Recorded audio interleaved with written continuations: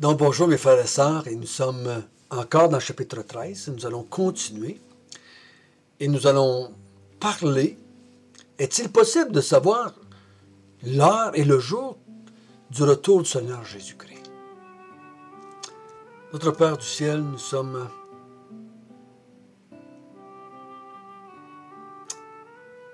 devant toi, regardant ce texte qu'on va voir ce matin. Et tu vas nous parler encore de ce qui s'en vient. Comment on doit se préparer. Qu'est-ce qu'on doit croire ou ne pas croire. À quoi on doit s'attendre qui va arriver. Oh Seigneur, il y a tellement de fausseté autour de nous. Nous avons besoin de ta lumière afin d'éclairer notre chemin. Aide-nous, Seigneur, à bien saisir ce que tu nous annonces, parce que à travers ce que tu nous dis, à travers ce que tu nous annonces, tu te révèles, tu nous parles de toi, tu nous parles de ton Fils, tu nous parles de ton royaume. Conduis-nous, car nous te le demandons au nom de Jésus. Amen. Nous avançons de jour en jour vers la fin du chapitre 13. On va terminer seulement que demain. Ce chapitre 13 qui résume, je pourrais dire, dans les grandes lignes, l'Apocalypse, qui parle de la fin des temps, qui parle du moment où Jésus a commencé à parler à Pierre, Jean-Jacques et André, jusqu'au retour qu'on a vu hier du Fils de l'homme sur les nuées. Jusqu'au moment où il va rassembler tous les élus de la terre pour les avoir avec lui dans les nouveaux cieux, nouvelles terres. Donc, il nous parle de toute cette histoire-là, de cette période-là. Et de la façon qu'il en parle, c'est pas évident. Et je ne suis pas surpris que bien des films qui nous parlent de la fin du monde utilisent ces textes, utilisent certaines de ces images pour parler de la fin du monde. Parce que ce qui nous décrit, c'est très apocalyptique et en même temps très dur. Et ça l'a ébranlé et ça va même changer, finalement, par la venue du Saint-Esprit, ça va changer leur compréhension du royaume de Dieu, ça va changer leur perception du royaume de Dieu, ça va changer leur prédication, si je peux dire demain, parce qu'ils vont comprendre ce que Jésus voulait dire, et quand on prend les actes des apôtres, on voit la prédication des apôtres va dans la direction de Marc 13. Il n'annonce plus un royaume de liberté, de prospérité, de santé, mais annonce aussi des difficultés, comme on a vu ici dans notre texte. Il parle de séduction. Et dans les épîtres, vous allez voir, il y a eu plein de séductions.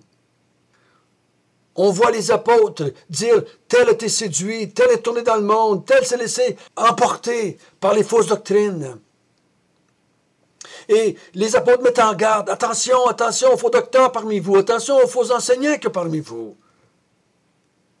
Attention. Attention, il va y avoir des douleurs, des tremblements de terre, il va y avoir des famines, il va y avoir des douleurs, il va y avoir de la détresse, il va y avoir de la désolation.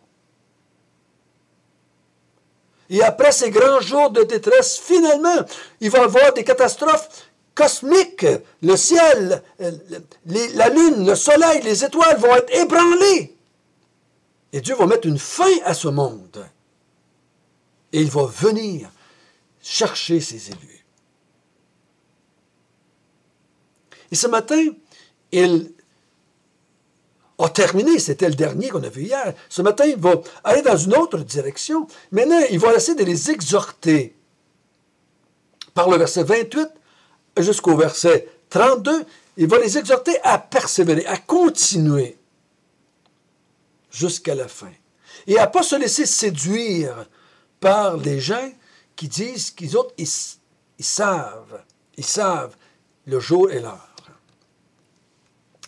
Lisons à partir du verset 28. Instruisez-vous par une comparaison tirée du figuier. Dès que ses branches deviennent tendres et que les feuilles poussent, vous savez que l'été est proche. De même, quand vous verrez ces choses arriver, sachez que le Fils de l'homme est proche, à la porte. Je vous l'ai dit en vérité. Cette génération ne passera point, que tout cela n'arrive. Le ciel et la terre passeront, mes paroles ne passeront point. Pour ce qui est du jour ou de l'heure, personne ne le sait, ni les anges dans le ciel, ni le Fils, mais le Père seul.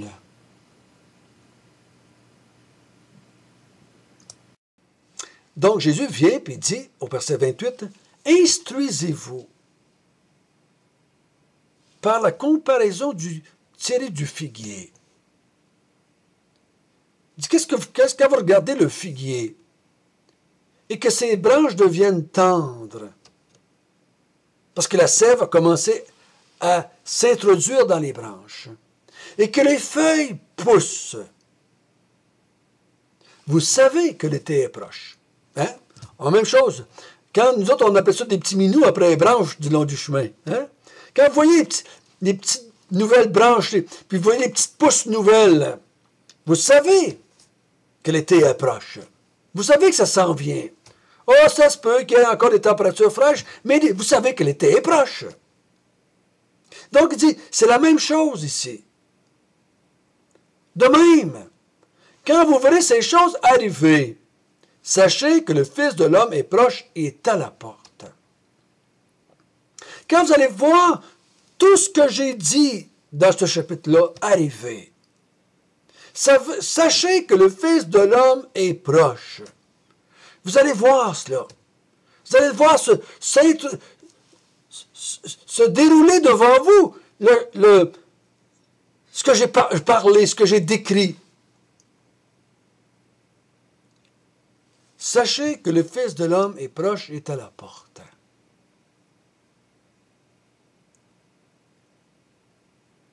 Sachez que ça s'en vient.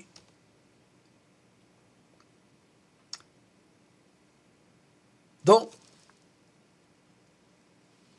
si on est en attente de l'été, on regarde le figuier. Si on est en attente du retour du Seigneur Jésus-Christ, c'est ces choses qui sont annoncées dans le monde qui nous permettent de savoir que ça s'en vient. Donc, je ne regarde pas seulement dans le ciel pour voir si je ne vois pas le Fils de l'homme venir sur des nuées. Parce qu'une grande partie du chapitre 13 nous décrit de ce qui se passe sur la terre. Donc, je regarde aussi sur la terre. Mais en voyant ces choses-là arriver, je sais que le Fils de l'homme s'en vient. Le chrétien ne se laisse pas décourager par les événements qui se passent dans le monde présentement. Ou ne se laisse pas décourager par ce que Jésus a dit qui arriverait aux enfants de Dieu. Au contraire, il est motivé et encouragé et fortifié. Parce que les choses se passent comme Jésus avait dit. Si on trouverait une solution aujourd'hui et qu'on emmènerait la paix dans le monde et qu'il n'y aurait plus de guerre dans le monde, on aura éradiqué toute la pauvreté et les difficultés. Il n'y en a plus de tremblement de terre, il n'y en a plus de famine. Tout le monde mange à sa faim. Là, je me posais des questions. Est-ce que ce que Jésus a dit est vrai? Jésus avait prédit des tremblements de terre, des famines, des difficultés, des guerres, des soulèvements. Il avait prédit des faux Christ, des faux docteurs. Puis je ne vois rien de ça. On est quasiment dans un paradis sur terre. Là, on devrait douter. Mais tant aussi longtemps qu'on voit la séduction, la haine, les difficultés, les guerres autour de nous, tant qu'on voit ça, on sait que Jésus a dit la vérité. Tant qu'on voit que dans l'Église, ou soi-disant l'Église, on s'acharne à détourner les croyants de la vérité en Jésus-Christ, on sait que Jésus a dit est vrai. Et on sait que la fin s'en vient.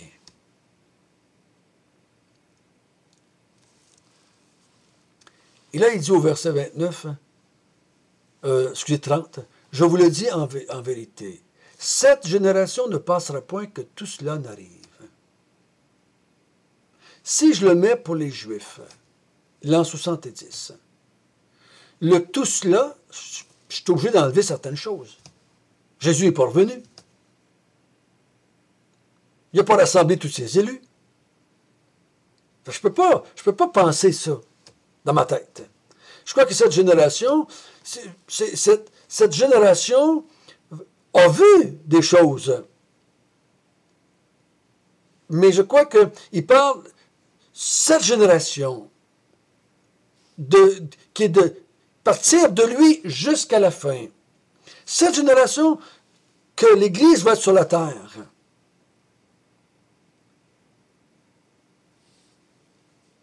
Tout cela va arriver pendant qu'on est là. Ça n'arrivera pas après que l'Église a été enlevée, après qu'il a rassemblé ses élus puis il est parti. Ça ne va pas arriver dans ce temps-là. Ça arrive dans cette génération-là ici.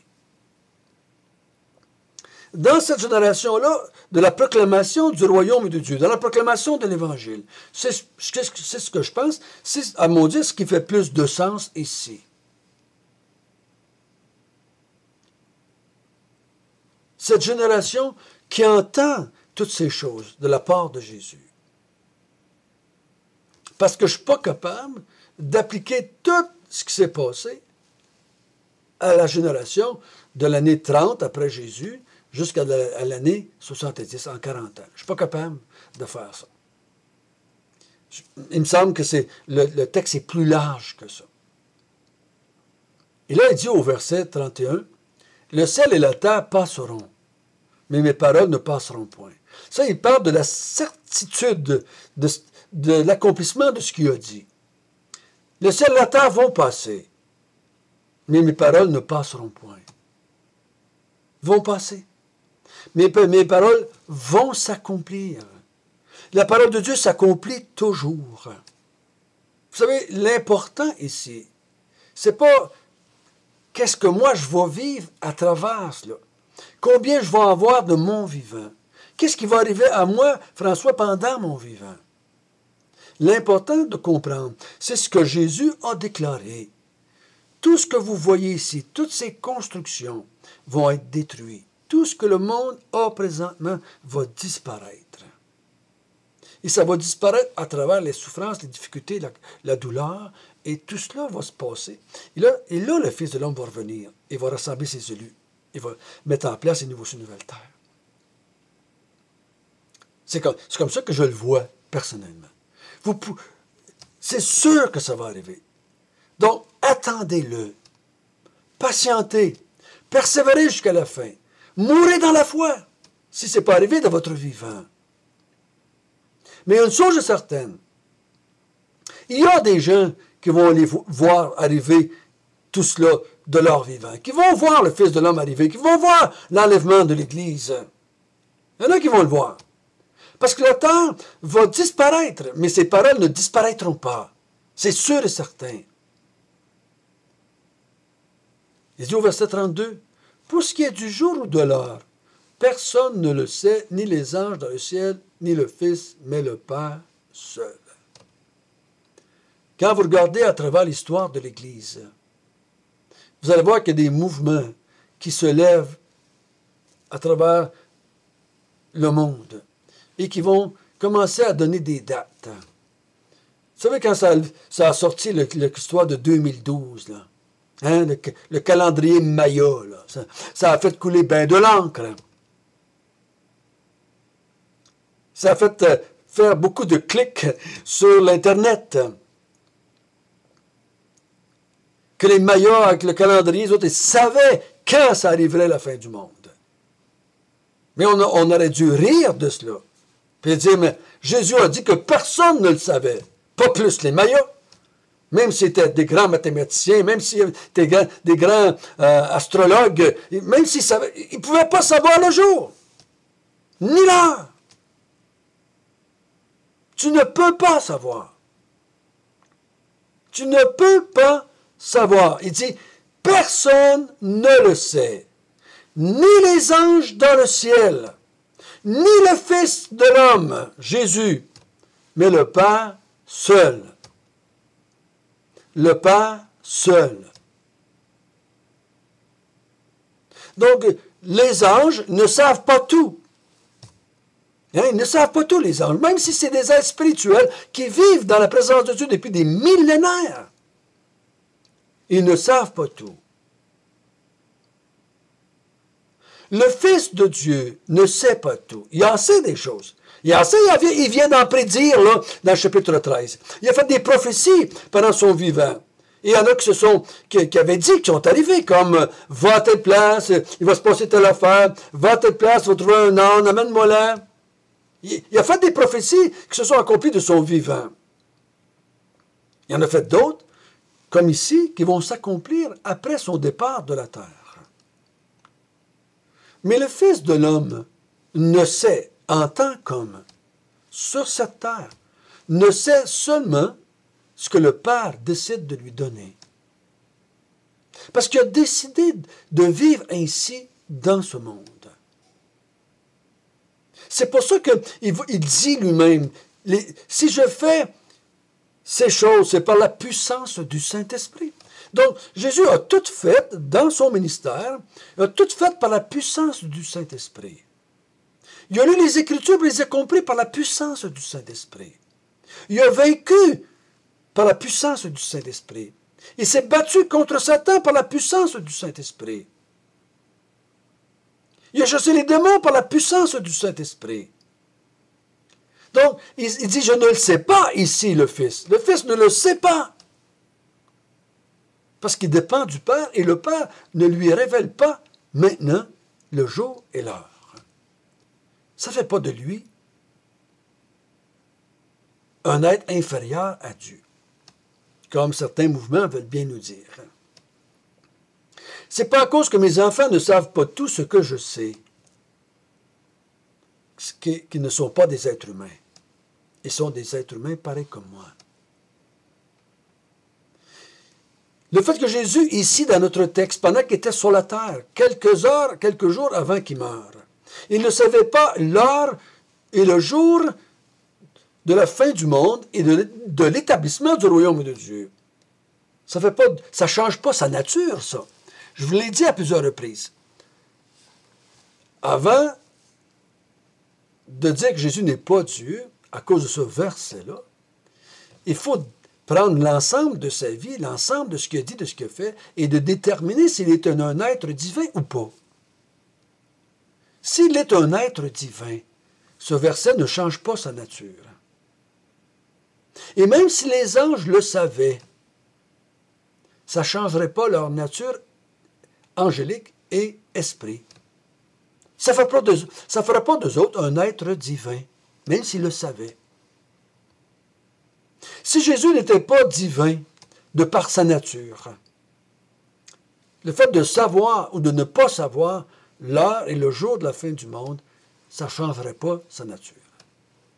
Donc, il est le Fils de Dieu, il est de nature divine, et s'il ne sait pas le jour ici, la seule réponse que moi j'ai, c'est que tout simplement le Père ne lui a pas révélé l'heure et le jour en tant qu'être humain, en tant que Fils de Dieu, ici, sur la terre.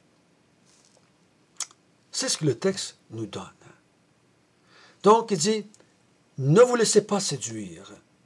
Tirez leçon du figuier, qui, en le regardant, vous savez que l'été approche. Donc, regardez les signes que j'ai mis dans Marc 13, et prenez ces signes et regardez autour de vous. Si vous voyez ces signes en train de s'accomplir, vous savez que le Fils de l'homme s'en vient, qu'il est proche, qu'il est à la porte. Notre bon Père du ciel, merci. Merci que tu nous encourages ici, tu nous fortifies. Ta parole est vraie. Ta parole va s'accomplir, c'est certain. Et Seigneur, donne-nous de ne pas nous laisser séduire par ces faux prophètes, ces faux docteurs, ces faux Christ qui viennent et qui veulent nous dire qu'eux autres, ils savent quand ça va arriver. On ne le sait pas. Mais on voit les signes arriver.